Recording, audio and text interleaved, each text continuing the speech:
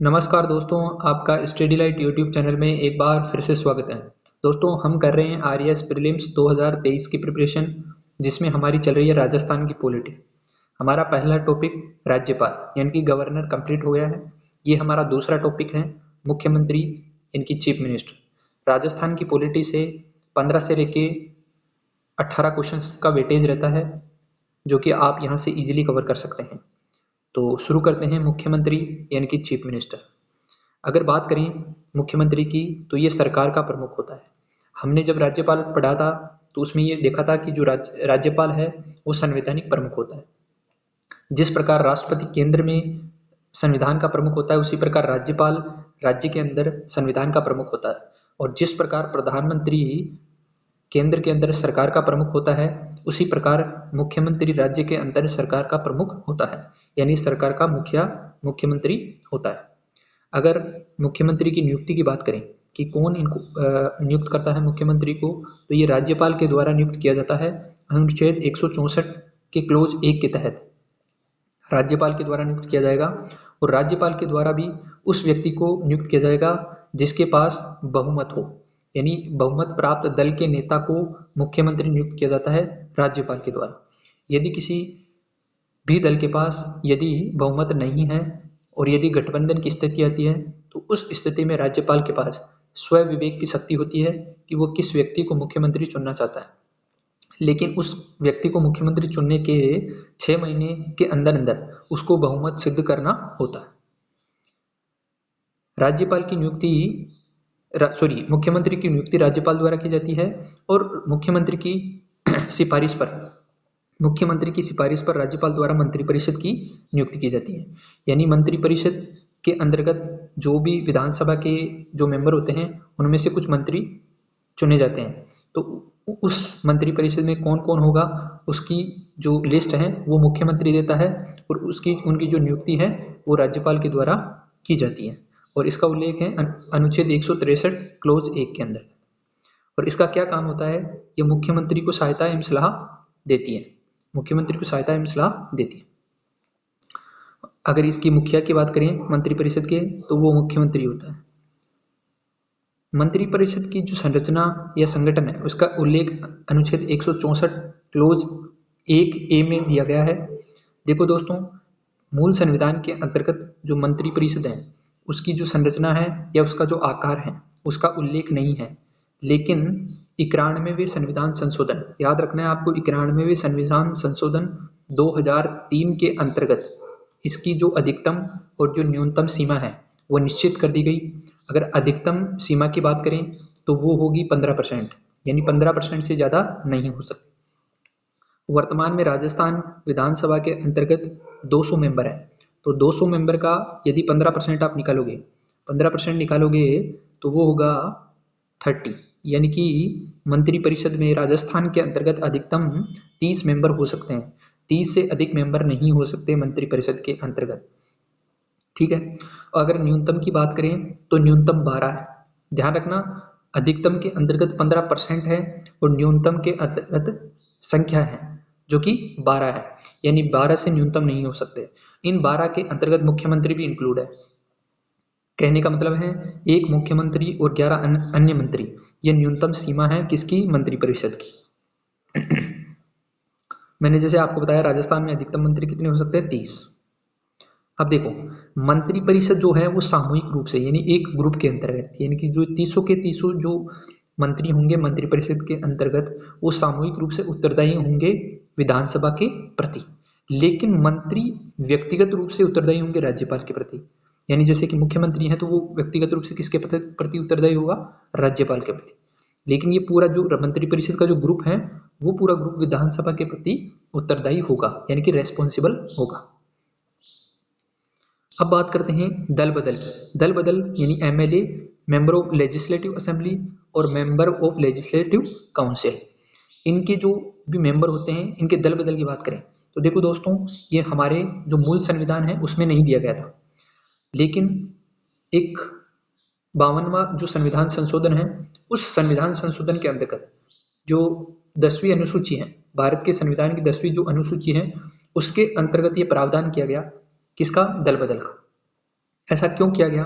क्योंकि एक बार एक जो हरियाणा है, हरियाणा के एक एमपी थे, उन एमपी ने क्या किया, सॉरी हरियाणा के जो एक एमएलए थे, एमपी नहीं एमएलए, ठीक है, क्योंकि राज्य के अंदर एमएलए होता है, तो एमएलए ने क्या किया, जिनका नाम था गयाराम, ठीक है, इन्होंने एक दिन के अंतर्गत 3 बार अपनी पार्टी बदली। तभी से ये एक मुहावरा फेमस हो गया कि आयाराम गयाराम, आयाराम गयाराम। तो उस वजह से एक 52वां संविधान संशोधन लाया गया, जिसका नाम है 52वां संविधान संशोधन, जिसके तहत दल बदल की जो शर्तें हैं वो रखी गई। अब यदि कोई व्यक्ति एक पार्टी से दूसरी पार्टी में चला जाता है तो उसको माना जाएगा दल बदल का विरोधी और उसको मंत्री पद से निष्कासित कर दिया जाएगा। लेकिन याद रखना कि यदि 2/3 सदस्य, यदि 2/3 सदस्य एक साथ कोई पार्टी को ज्वाइन करते हैं तो उसको दल बदल नहीं माना जाएगा, उसको दल बदल नहीं माना जाएगा। इसके अलावा विधानसभा और विधान परिषद के जो स्पीकर होते हैं, यदि वह भी पार्टी बदल लेते हैं तो उसको भी दल बदल में नहीं माना जाएगा, याद रखना, ठीक है। तो यदि बात करें एमएलए जो एमएलसी हैं उनके दल बदल की, तो अनुच्छेद 164 1B के अंतर्गत दिए गए। अब ये मंत्रियों के लिए कुछ चीजें हैं, देखो, राज्यपाल द्वारा पद व गोपनीयता की शपथ दिलाई जाती है मंत्रियों को, और मंत्रियों की जो लिस्ट है वो कौन देता है, वो देता है मुख्यमंत्री, अनुच्छेद 164 3 के अंतर्गत। अगर योग्यता की बात करें तो 164 4 के अंतर्गत दिया गया है, और कौन कौन सी योग्यता है, सबसे पहले है विधानसभा या विधान परिषद का सदस्य होना चाहिए, मंत्री बनने के लिए विधानसभा या विधान परिषद का सदस्य होना चाहिए, और उसकी जो न्यूनतम आयु है वो 25 वर्ष होनी चाहिए। लेकिन याद रखना, भारत में एक और चीज है, यदि कोई व्यक्ति विधानसभा या विधान परिषद का सदस्य नहीं है, फिर भी उसको जो राज्यपाल है वो 6 माह तक मुख्यमंत्री या मंत्री बना सकता है, लेकिन 6 माह के अंतर्गत उसको विधानसभा या विधान परिषद की सदस्यता ग्रहण करना आवश्यक रहता है। वेतन और भत्तों की बात करें तो अनुच्छेद 164 5 के अंतर्गत दिया गया है, और इसका निर्धारण राज्य विधानमंडल द्वारा किया जाएगा। अब बात करें मुख्यमंत्री के मुखिया के रूप में कार्य, यानी जो मुख्यमंत्री है वो मुखिया के रूप में क्या क्या कार्य करता है। मंत्रिपरिषद की संरचना का आकार और संरचना तो जो 91वें संविधान संशोधन है उसके द्वारा तय की गई है, जिसमें अधिकतम 30 है और मिनिमम कितने हैं 12। लेकिन इन 30 के अंतर्गत कौन कौन व्यक्ति होंगे या इन 12 के अंतर्गत कौन कौन व्यक्ति होंगे, तो इसकी जो सूचना है वो कौन देता है, मुख्यमंत्री। यानी इस मुख्यमंत्री ही क्या करता है, इसकी सूचना देता है किसको, राज्यपाल को, और राज्यपाल उन्हीं व्यक्तियों को इसमें चुनता है। मंत्रियों का चयन, जैसे मैंने बताया, मंत्रियों का चयन कौन करता है, मुख्यमंत्री करता है। मंत्रियों के मध्य विभागों का अंतरण, यानी मंत्री बनाने के बाद में उनके पास जो भी विभाग आएंगे, यानी जो भी डिपार्टमेंट उनको अलॉट किया जाएगा, वो भी कौन करेगा, मुख्यमंत्री करेंगे। मंत्रिपरिषद में समन्वय सुनिश्चित करना मुख्यमंत्री का काम है। मंत्रिपरिषद की बैठक बुलाना, ये भी मुख्यमंत्री का काम है। मंत्री या मंत्रियों से इस्तीफा लेना, ये भी मुख्यमंत्री का काम है। मंत्रिपरिषद व राज्यपाल के मध्य कड़ी के रूप में कार्य करता है मुख्यमंत्री, यानी कि ये मंत्रिपरिषद है और यह राज्यपाल है, तो जो बीच में कड़ी का काम है वो कौन करता है, मुख्यमंत्री करता है, मुख्यमंत्री करता है। अब बात करते हैं कुछ विधायी कार्य की, यानी कि जो मुख्यमंत्री है उसके पास कौन कौन से विधायी कार्य हैं। तो राज्यपाल को सत्र आहूत और सत्रावसान करने की सिफारिश कौन करता है, मुख्यमंत्री करता है। मुख्यमंत्री की सिफारिश पर ही राज्यपाल सत्र को आहूत या सत्रावसान करता है। राज्यपाल को विधानसभा को विघटित या समाप्त करने की सलाह भी कौन देता है, मुख्यमंत्री देता है। राज्यपाल को अध्यादेश जारी करने की सिफारिश करता है मुख्यमंत्री। राज्य विधानमंडल में विधेयकों को रखने की अनुमति प्रदान करता है मुख्यमंत्री। विभिन्न आयोग, जितने भी कमीशन होते हैं, उनकी वार्षिक प्रतिवेदन, यानी कि जो एनुअल रिपोर्ट होती है, उसको राज्य विधानमंडल में रखना, जैसे कि राज्य मानवाधिकार की जो रिपोर्ट आती है उसकी रिपोर्ट को रखना, राज्य सूचना आयोग की रिपोर्ट को रखना, ये सारे काम किसके हैं, मुख्यमंत्री के। अब बात करते हैं प्रशासकीय कार्य, कौन कौन से एडमिनिस्ट्रेटिव वर्क्स हैं मुख्यमंत्री के। तो देखो, विभागों को स्वयं के अधीन रखा जाता है, यानी कि मुख्यमंत्री के अधीन रहते हैं जितने भी डिपार्टमेंट रहते हैं, जिसमें देखो कार्मिक विभाग है, प्रशासनिक सुधार विभाग है, सामान्य प्रशासन विभाग है और भ्रष्टाचार निरोधक ब्यूरो है। ये चारों जो डिपार्टमेंट हैं वो मुख्यमंत्री के अधीन रहते हैं।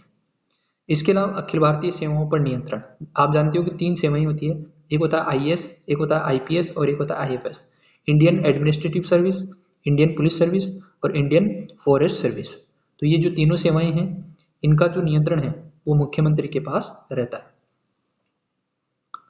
कर्मचारियों से संबंधित विभिन्न नीतियों का निर्धारण में मुख्यमंत्री करता है, जैसे कि स्थानांतरण नीति, इनकी ट्रांसफर करना, प्रशिक्षण इनकी उनको ट्रेनिंग देना और पदोन्नति इनकी उनको प्रमोशन करना, ये सब काम मुख्यमंत्री के पास रहते हैं। अब बात करें कि जो मुख्यमंत्री हैं वो राज्य सरकार के प्रतिनिधि के रूप में भी कार्य और भूमिका करता है। जैसे कि देखो, नीति आयोग है, उस नीति आयोग का सदस्य रहता है, हर राज्य का जो मुख्यमंत्री रहता है वो नीति आयोग का क्या रहता है, सदस्य रहता है। अगर नीति आयोग के अध्यक्ष की बात करें तो अध्यक्ष कौन रहता है, तो इसका अध्यक्ष रहता है प्रधानमंत्री, ठीक है। और बाकी जितने भी राज्य हैं और जितने भी यूटीज हैं उनके जो एडमिनिस्ट्रेटर होते हैं वो सब नीति आयोग के क्या रहते हैं, सदस्य रहते हैं। इसके अलावा जो मुख्यमंत्री हैं वो राष्ट्रीय एकता परिषद का यानी कि नेशनल इंटीग्रेशन काउंसिल का क्या रहता है, सदस्य रहता है। अंतर्राज्यीय परिषद इंटर स्टेट काउंसिल का सदस्य रहता है। अंतर्राज्यीय जल आयोग यानी कि इंटर स्टेट वाटर कमीशन का अध्यक्ष रहता है। क्षेत्रीय परिषद यानी कि रीजनल काउंसिल का अध्यक्ष रहता है। इसके अलावा जीएसटी परिषद यानी जीएसटी काउंसिल का सदस्य रहता है। तो इन सब चीज़ों का क्या रहता है, मुख्यमंत्री सदस्य रहता है। इसके अलावा आपदा प्रबंधन अधिकारी के रूप में कार्य एवं भूमिका मुख्यमंत्री की, तो राज्य आपदा प्रबंधन प्राधिकरण का अध्यक्ष कौन रहता है, मुख्यमंत्री। आपको याद रखना है कि राज्य आपदा प्रबंधन प्राधिकरण का जो अध्यक्ष है वो मुख्यमंत्री रहता है। अध्यक्ष के रूप में मुख्यमंत्री क्या क्या काम करता है राज्य आपदा प्रबंधन प्राधिकरण के अंतर्गत, तो प्रभावितों का पुनर्वास करता है, यानी कि जो भी आपदा से प्रभावित रहते हैं उनका पुनर्वास करने का काम मुख्यमंत्री का है। चिकित्सा एवं स्वास्थ्य सेवा उपलब्ध करवाना, प्रभावित क्षेत्रों में खाद्य एवं नागरिक आपूर्ति को सुनिश्चित करना, मुआवजा या क्षतिपूर्ति देना। इसके अलावा आपदा के दौरान मुख्य सचिव यानी कि जो चीफ सेक्रेटरी होते हैं एवं पुलिस महानिदेशक यानी कि जो डीजीपी होते हैं उनको निर्देश देने का काम भी मुख्यमंत्री करते हैं। अब देखो कुछ इंपॉर्टेंट फैक्ट्स हैं जिनको आपको याद रखना है। सबसे पहले बात करें कि जनमत के निर्माता के रूप में कुछ लोग हैं जिनकी कार्य भूमिका के बारे में बात करते हैं। तो सबसे पहले श्री मोहनलाल सुखाड़िया, इनको राजस्थान के निर्माता तथा राजस्थान में पंचायत राज के जनक कहा जाता है। यानी मोहनलाल सुखाड़िया को राजस्थान के निर्माता के रूप में जाना जाता है और पंचायती राज के जनक के रूप में जाना जाता है। अगले हैं श्री भैरों सिंह शेखावत, इनको अंत्योदय योजना का जनक कहा जाता है। श्रीमती वसुंधरा राजे को महिला सशक्तिकरण के लिए जाना जाता है और श्री अशोक गहलोत जी को राजस्थान में प्रशासनिक सुधारों के जनक के रूप में जाना जाता है। तो ये दोस्तों हमारा आज मुख्यमंत्री कंप्लीट हो गया है। मुख्यमंत्री के बाद में हम पढ़ेंगे मंत्रिपरिषद यानी काउंसिल ऑफ मिनिस्टर।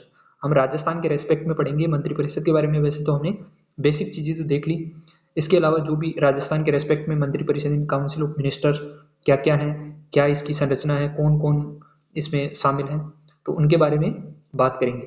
तो इस वीडियो में इतना ही। आप स्टडी लाइट यूट्यूब चैनल को सब्सक्राइब करना ना भूलें, क्योंकि यहाँ पर मैं आपको राजस्थान की पॉलिटी कंप्लीट करवा रहा हूँ। तो धन्यवाद दोस्तों, मिलते हैं अगले वीडियो में।